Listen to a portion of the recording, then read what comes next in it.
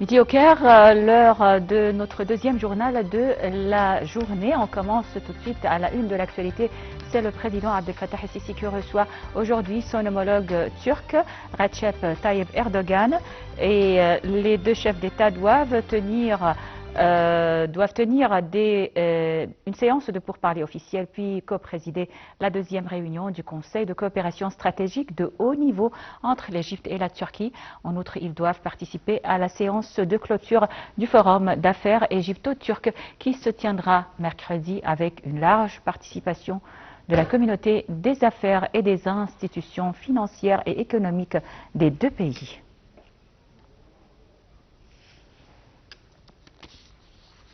Les relations entre l'Égypte et la Turquie ont connu ces dernières années une évolution notable. Les deux pays s'orientent progressivement vers une phase de rapprochement fondée sur le dialogue, le respect mutuel et la recherche d'intérêts communs.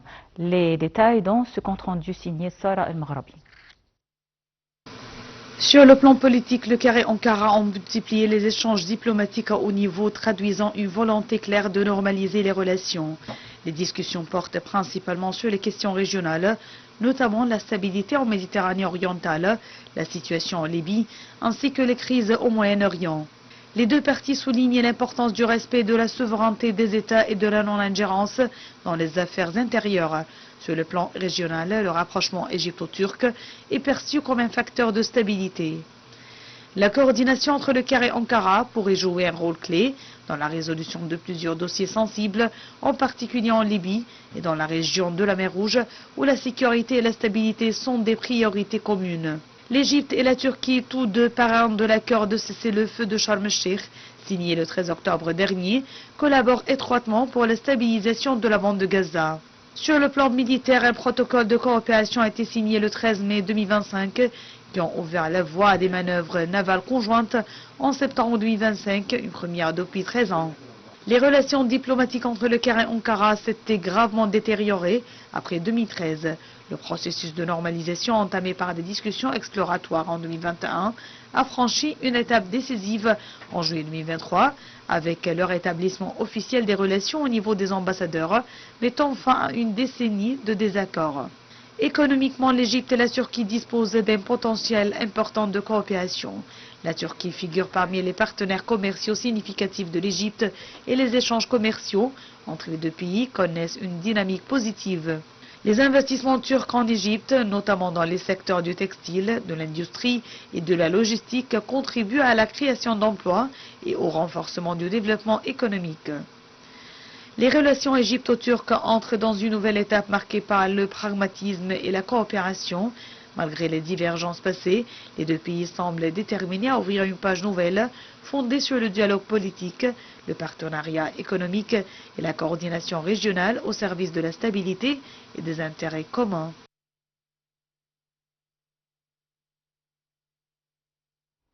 Et donc pour parler de ce sujet, la visite officielle du président turc Recep Tayyip Erdogan en Égypte, on a le plaisir d'accueillir au bout du fil monsieur l'ambassadeur Moataz Ahmadine, ancien représentant permanent de l'Égypte auprès de l'ONU. Bonsoir bonjour votre Excellence.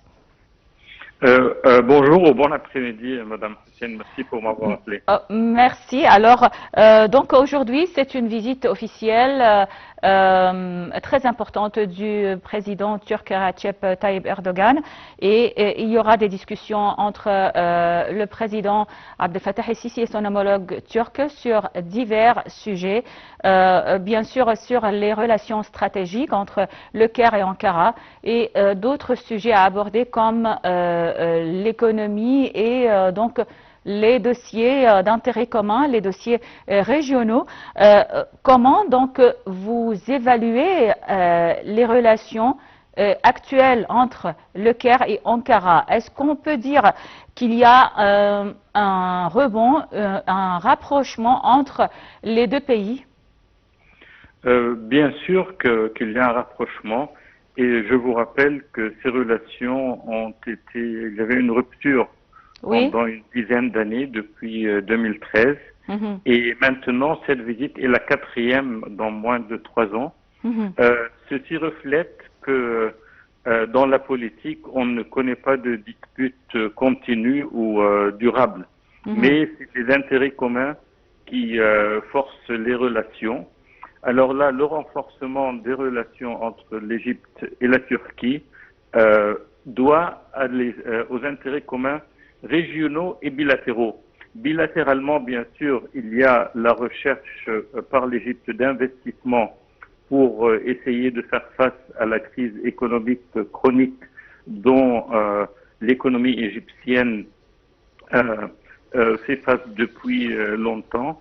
D'autre part, régionalement, il y a bien sûr les dossiers de la Libye, le Soudan, bien sûr la Palestine, même la médiation en ce qui concerne l'Iran et les États-Unis, et beaucoup d'autres sujets, la Somalie, le Yémen, parce que la Turquie est présente dans la région et c'est un pays important, mais aussi l'Égypte est un pays central dans la région et au-delà de la région, et les deux pays ont des intérêts communs et ils doivent bien sûr coordonner leurs positions et leurs intérêts pour réaliser un bénéfice pour toutes les parties.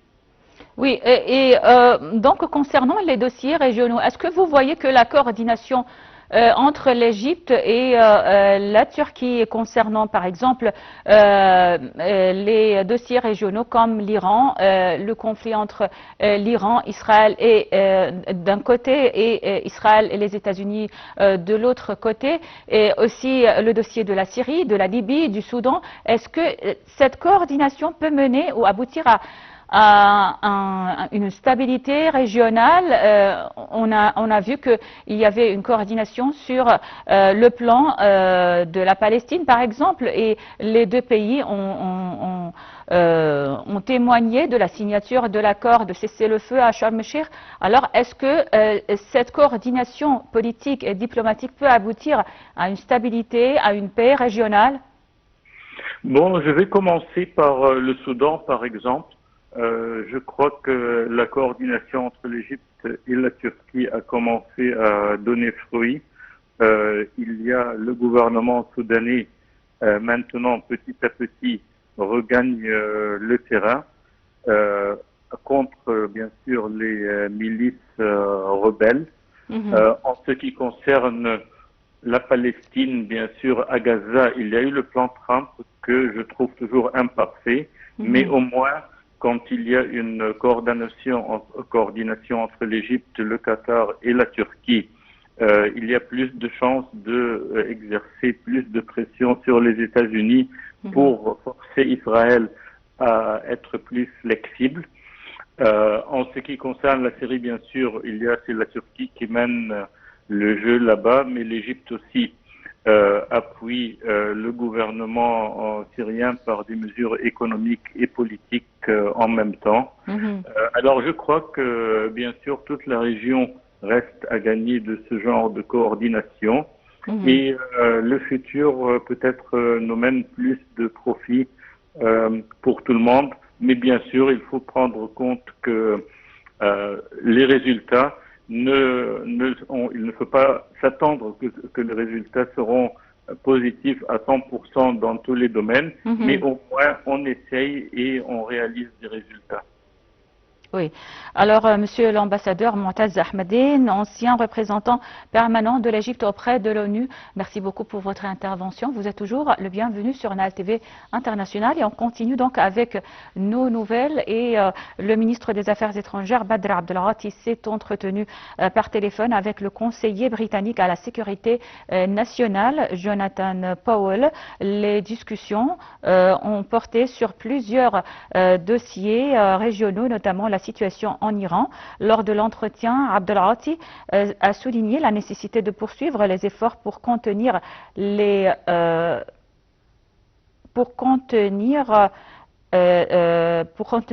tensions et œuvrer à une désescalade afin d'éviter que la région ne sombre dans une nouvelle vague d'instabilité. Il a évoqué les contacts étroits menés par l'Égypte en vue de promouvoir les solutions politiques et diplomatiques en ce qui concerne la question palestinienne. Le chef de la diplomatie a appelé la communauté internationale à garantir la mise en œuvre de la deuxième phase du plan du président Trump, à soutenir le Comité national pour l'administration de Gaza et à accélérer le déploiement d'une force internationale de stabilisation pour superviser le cessez-le-feu. L'appel téléphonique a également porté sur la situation au Soudan. Abdelghati a insisté sur la nécessité d'une trêve humanitaire menant à un cessez-le-feu global. Il a réaffirmé son attachement à la souveraineté, à l'unité et à l'intégrité territoriale au Soudan, ainsi qu'à la préservation de ses institutions nationales dans le cadre des efforts du mécanisme du Quartet.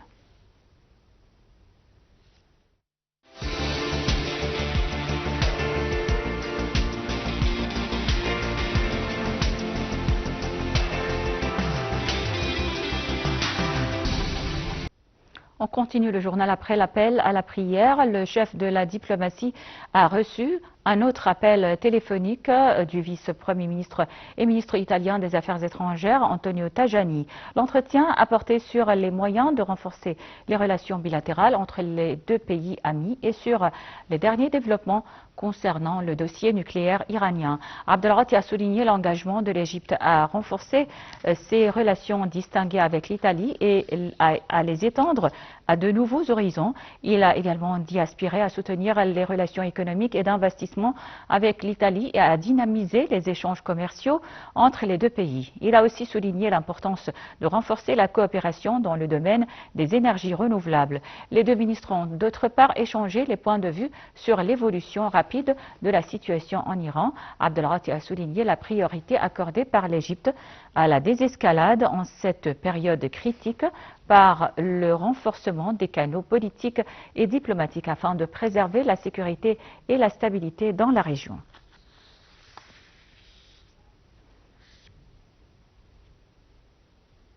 Le passage de Rafah entre la bande de Gaza et l'Égypte fermé en mai 2024 est réouvert mercredi pour le troisième jour consécutif dans les deux sens pour les habitants de la bande de Gaza. Le troisième groupe de Palestiniens est arrivé au passage de Rafah pour entrer à Gaza après avoir reçu les soins médicaux nécessaires dans les hôpitaux égyptiens. Les détails dans ce commentaire signé Sarah Al-Maghrabi. L'Égypte reçoit dès lundi le premier groupe de malades et blessés de la bande de Gaza. Le Croissant Rouge égyptien a affirmé que plus de 20 000 résidents de la bande sont dans un état critique et doivent être soignés hors Gaza. 12 personnes, des blessés et leurs accompagnants sont entrés en Égypte de la bande de Gaza au premier jour lundi de la réouverture très limitée du passage de Rafah, selon une source à la frontière. 5 blessés et 7 accompagnateurs ont traversé le poste frontière, alors que le nombre maximum de patients de Gaza autorisés à entrer en Égypte avait été limité lundi à 50, avec 2 accompagnants chacun. Lundi, un responsable du ministère de la Santé a confirmé que 3 ambulances ont transporté des patients palestiniens qui ont été immédiatement examinés pour déterminer vers quel hôpital ils seraient transférés.